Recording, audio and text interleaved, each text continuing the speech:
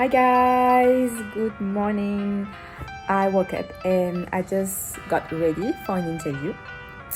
So, the guest of today is a very, very strong woman. She's 57 and she has built the first foreign invested resort in Vietnam. What? Yes. And she will share her personal story too. Stay tuned for that. Very moving. Like, just watch the interview basically because it's so inspiring. And for those who think that there's no more hope in life, watch this interview. For those who are going through big hardships, watch this interview. I can't wait for you to see it. Stay tuned. See you guys. Welcome everyone, welcome back to the Tam Show for a new episode. Today I'm meeting with Jutta Arnaud. She's from Germany and she's living in Vietnam since years. I'm happy because she can speak many languages and including French and some French. So I have the opportunity for once to speak in French for once in my interviews. Let's do it in French. And I will put the English caption for you guys, so don't worry for that. Bonjour Jutta, comment ça va aujourd'hui? Bonjour Sophie et bonjour tout le monde, je suppose. Alors j'espère que tu vas bien. En tout cas, moi je suis super contente d'être là. Je t'ai vu parler, donner un speech à The Hive. Ouais. C'est un coworking space. Et Jutta était là à donner un speech sur son histoire qui a ému tout le monde. Et je pense que 80% des femmes ont pleuré secrètement, mais voilà, on a été très émus par son histoire et je t'ai contacté, je me suis dit bon, si tu es ok de partager cette histoire. Donc là j'aimerais plus parler au niveau culturel. Tu as deux grandes filles. Oui. Alors, ouais. Elles sont nées en Thaïlande. C'est ça. Elles ont grandi au Vietnam et maintenant elles étudient aux Pays-Bas. C'est ça. Et toi tu es allemande et tu parles français. C'est ça. Alors, est-ce que tu pourrais me dire... Et comment c'est arrivé tout ça? Ok. Bah oui, je suis effectivement allemande. J'ai grandi en Allemagne toute ma vie. Et à l'âge de 19 ans, je pense, j'ai décidé de partir en France pour en fait perfectionner mon français. J'avais appris le français à l'école et je n'étais pas mauvaise. En tout cas, je croyais. Jusqu'à ce que je suis arrivée en France et à Marseille. J'ai donc vécu en France au lieu de rester que quelques mois comme prévu. Je suis restée presque 11 ans. J'ai commencé à travailler en France, j'ai vécu à Paris et les dernières 7 ans à Monaco. Et depuis 1994, je suis ici au Vietnam. Waouh! Mes enfants sont, comme tu dis, ils sont nés ici. Bon, nés ici, oui et non. Oui, voilà. Je suis partie pour l'accouchement en Thaïlande, donc ils sont nés en Thaïlande, mais on n'y a jamais vécu. Ouais, c'est juste pour l'accouchement. Juste pour l'accouchement, wow. Voilà. Puisque à l'époque, quand eux sont nés, il n'y avait pas encore réellement un hôpital de standard international. Et donc voilà pourquoi j'étais partie en Thaïlande pour les accouchements. Et donc mes enfants sont nés en 98 et 2000. Les deux sont grands maintenant, ils ont fini l'école internationale British. Et ils sont partis faire les études en Europe. Et on a choisi les Pays-Bas parce qu'ils peuvent faire les études en anglais. C'est ce qui fait toujours rire tout le monde, incluant mes enfants. D'ailleurs, on a une, elle s'est même tatouée sa date de naissance parce que la Thaïlande suit un calendrier différent. Donc mes enfants sont en fait nés en l'année 2541 c'est incroyable. Et 2543. Est-ce que tu te sens plus allemande, française, vietnamienne? Et vos filles, elles se sentent plus de quelle nationalité? Alors, bon, commençons par moi. Européenne, je dirais. Européenne. C'est sûr, bon, je veux dire, j'ai un passeport allemand, je suis allemande, je suis contente d'être allemande. Il y a des gens, plein de gens dans ma vie, puisque j'étais quand même mariée à un Français, qui m'ont demandé pourquoi je n'ai pas pris la nationalité française. Je disais toujours, pourquoi je veux dire, allemand, français, same. Pour moi, c'est la même chose. Mes enfants, alors là, c'est une autre histoire. Parce que, bon, d'abord, ils ont officiellement 2 nationalités. Ils ont le passeport français, ils ont le passeport allemand. Le problème avec mes enfants, c'est qu'ils ne parlent ni l'un ni l'autre. Ils ont grandi ici. D'accord. En allant à une école anglaise. Internationale. Mes enfants, leur langue maternelle est l'anglaise. D'accord. Donc pour eux, est-ce qu'ils se sentent plus allemands ou plus français?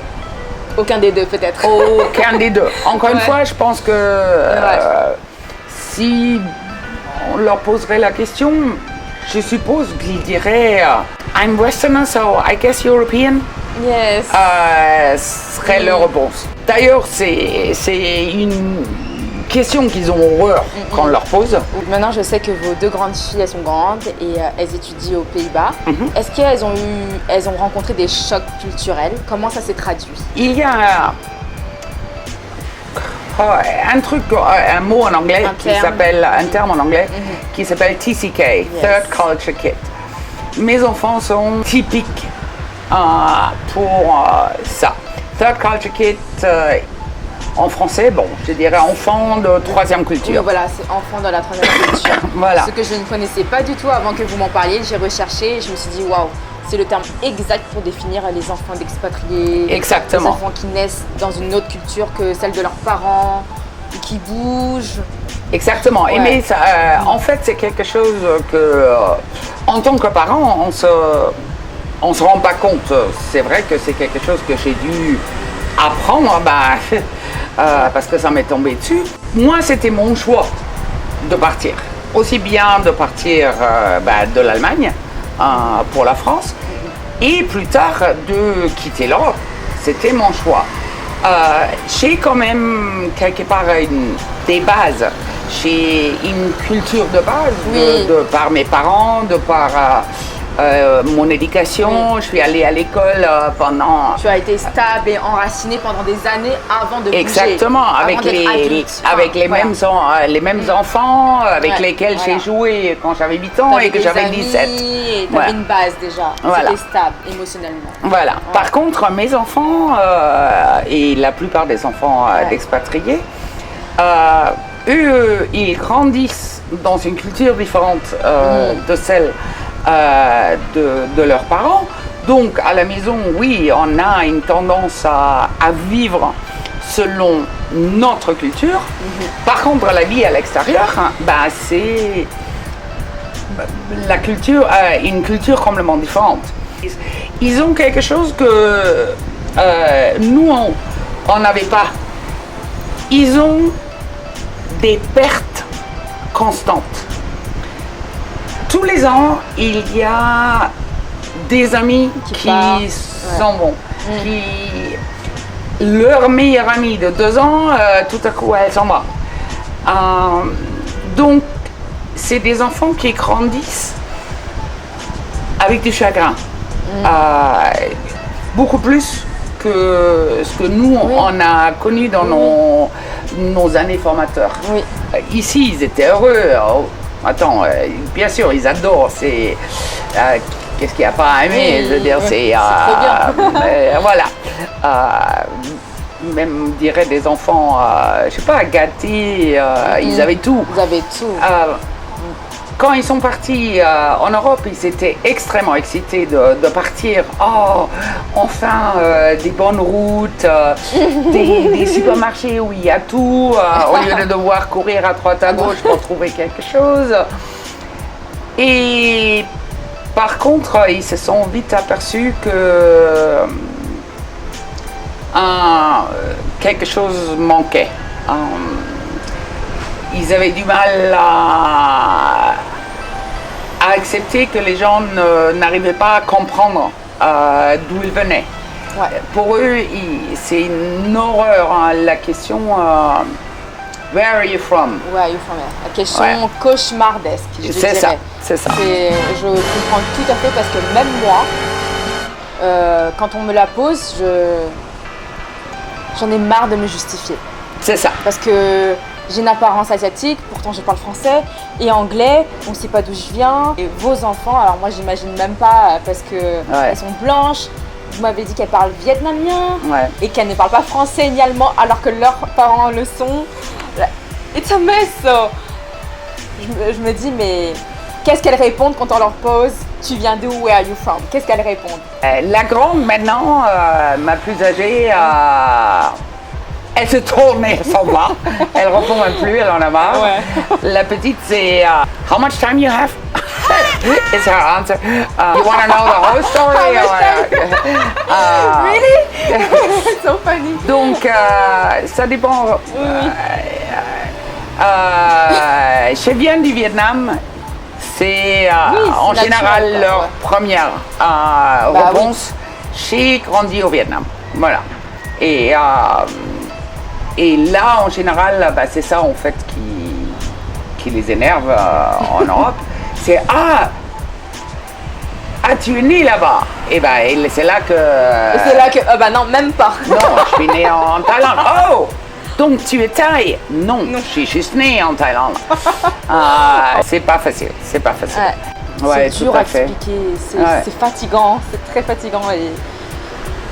Par contre, c'est vrai que mes enfants aiment bien vivre en Europe. Le Vietnam leur manque, mais plus parce que c'est la maison, parce que ils se sentent toujours à la maison ici. Cette année, avec le Covid et tout ça, donc ils n'ont pas pu venir l'été. Et la seule chose que j'entends, gosh, I hope that opens soon. I want to come home. Yes, so home is Vietnam, here. right? Ouais. Yeah. Ouais. Ils se sentent, oui, parce que leurs souvenirs sont ici, leurs petites habitudes.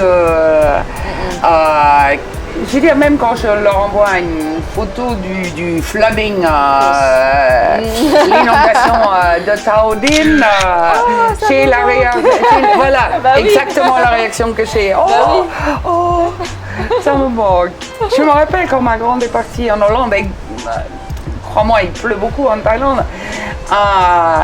C'était le premier mois, elle m'envoyait un message, oh gosh. Even the rain doesn't know how to really be a rain. Parce qu'ils sont tellement habitués aux trompes d'eau ici, alors que là-bas c'est le petit froid et c'est désagréable. Crachy, on appelle ça. Il y a de la grêle, alors qu'ici il fait chaud même s'il pleut et c'est agréable, ça reste supportable. Oui, tout à fait. Tout à fait. Donc oui. Et bon, moi, depuis 1994 que je suis ici, à 26 ans, je resterai toujours européen. Je suis expatrié. Je ne vais jamais être asiatique ou vietnamien. Mais tu parles vietnamien aussi. Oui, un petit peu. Un petit peu. Bon, tu comprends 50%. plus. On est d'accord? Ouais. Tu comprends tout ou un Non, peu? pas tout. Okay. Pas tout. Je dirais je suis à 50-60%. Okay. Donc il y a, par exemple, je sais pas, je vais au marché ou là j'ai aucun problème de parler avec les gens, notamment les gens plus âgés, ceux qui ne parlent pas du tout l'anglais. Avec eux je peux papoter, il n'y a aucun problème. Ils comprennent mon vietnamien bizarre. Pour eux, avec mon accent. Mais les jeunes, ceux qui parlent anglais, ont une tendance à moins être ouverts à essayer de comprendre que j'essaye de parler vietnamien. Ok. Ouais. Et vos filles aussi parlent couramment vietnamien, c'est ce que vous Non, m'avez dit. ma grande, oui, ma petite, elle doit être comme moi. Anglais. Ouais, Ok. anglais. La grande, elle parle Elle parle très bien. Mieux Bon, que elle toi. a mieux que moi, oui. Wow. Son accent est mieux parce qu'elle l'a appris à l'école, donc C'est vrai que là, elle écoutera l'interview, elle va dire maman. Mais elle a perdu beaucoup. Mais si elle reviendrait ici, ouais, ça dure 2-3 mois, elle sera de nouveau dedans. Par contre, elle ne parle que anglais, du coup. Que anglais, ouais. D'accord. Oh, je parle anglais avec mes enfants. Elles ont un parent français, allemand, elles ont vécu au Vietnam, mais du coup elles ne parlent qu'anglais. Moi j'adore parce que j'adore la diversité et moi je trouve ça trop intéressant. Les familles d'expatriés, les familles qui viennent un peu de partout. Et est-ce qu'elles ont fait face à une certaine crise identitaire à un moment? Est-ce que vos filles se sont senties appartenir à aucun pays? Ah oui, complètement.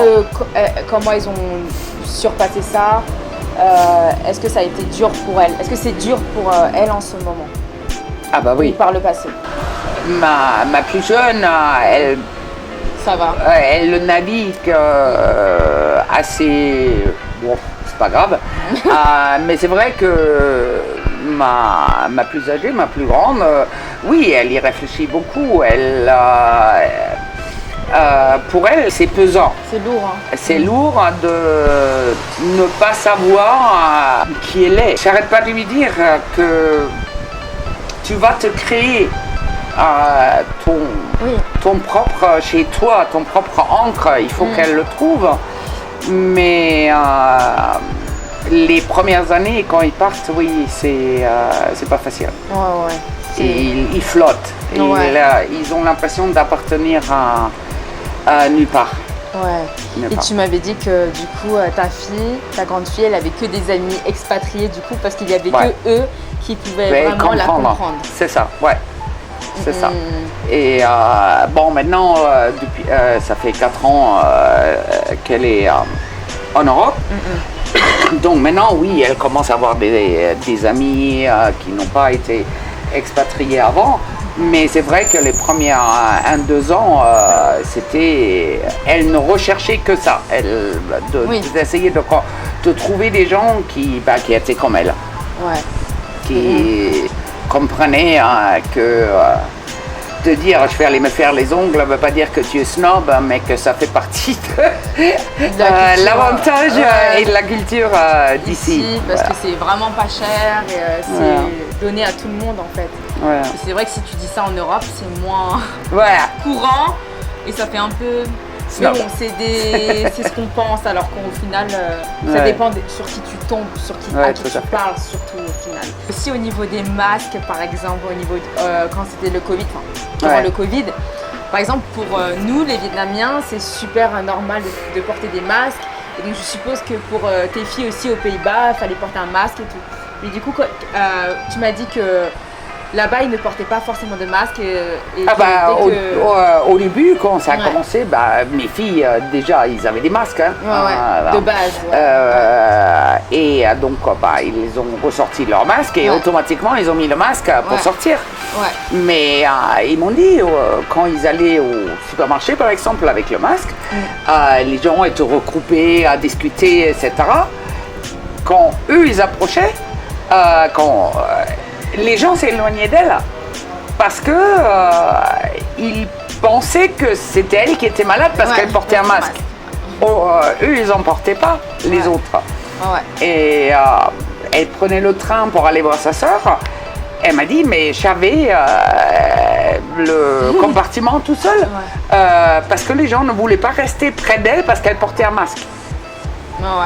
Bon, maintenant ça a changé, ça a évolué, mais au début du Covid, choc culturel, ils comprennent pas trop pourquoi, et au final, alors qu'en fait c'est juste qu'il y a une pandémie. J'adore parler de ça et savoir un peu ce qu'elles ressentent, comment les enfants d'expatriés le vivent. Et et tu m'as dit aussi que ta fille est en train de faire une thèse justement sur la Third Culture Kids. Oui. And how to become a Third Culture adult, kind of. Ouais. Donc sa thèse est justement sur les problèmes psychologiques qu'un TCK traverse passage de l'enfant à adulte. Donc merci Yuta pour toutes ces informations concernant vos filles, les différences culturelles qu'elles ont vécues et que tu as vécues aussi, c'est très intéressant. Du coup, on va passer à la deuxième partie où on va parler plus business et romance de ton côté. D'accord. Voilà. Donc, tenez-vous prêts.